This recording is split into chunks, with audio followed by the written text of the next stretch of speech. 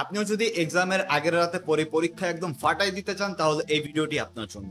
আমি এই সিরিজে অনেকগুলো personally tested psychological trick share করব যা আপনার মেমোরি পাওয়ারকে নেক্সট লেভেলে নিয়ে যাবে। তো চলুন শুরু করি। Exam psychological tricks number 1, try to involve all the senses while study. আমরা জানি মানুষের প্রধান 5টি সেন্সেস রয়েছে: সাইট, হিয়ারিং, স্মেল, টেস্ট এবং টাচ। নর্মালি আমরা যখন পড়তে বসি তখন আমরা শুধুমাত্র দুটি সেন্স কাজে লাগাই, সাইট এবং হিয়ারিং। অনেকে তো মনে মনে পড়ার অভ্যাস, তাই শুধুমাত্র একটি সেন্সেস ব্যবহার করে থাকে।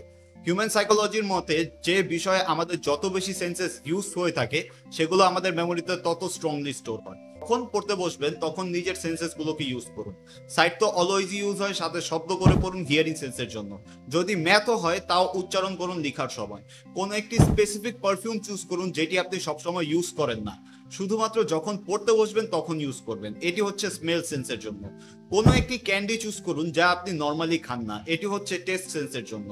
টাচ সেন্সের দরকার নেই, কিন্তু আপনি চাইলে ক্রিয়েটিভলি সেটিও অ্যাপ্লাই করতে পারেন। এবং এক্সামের দিন সেম পারফিউমটি ইউজ করুন, সাথে সেম ক্যান্ডিটি মুখে দিয়ে রাখুন, যা আপনার মেমোরি রিকলে অনেক বেশি হেল্প করবে। ক্যান্ডি আপনাকে গ্লুকোজও প্রোভাইড করবে, যা এক্সামে আপনার জন্য খুব বেশি হেল্পফুল হবে।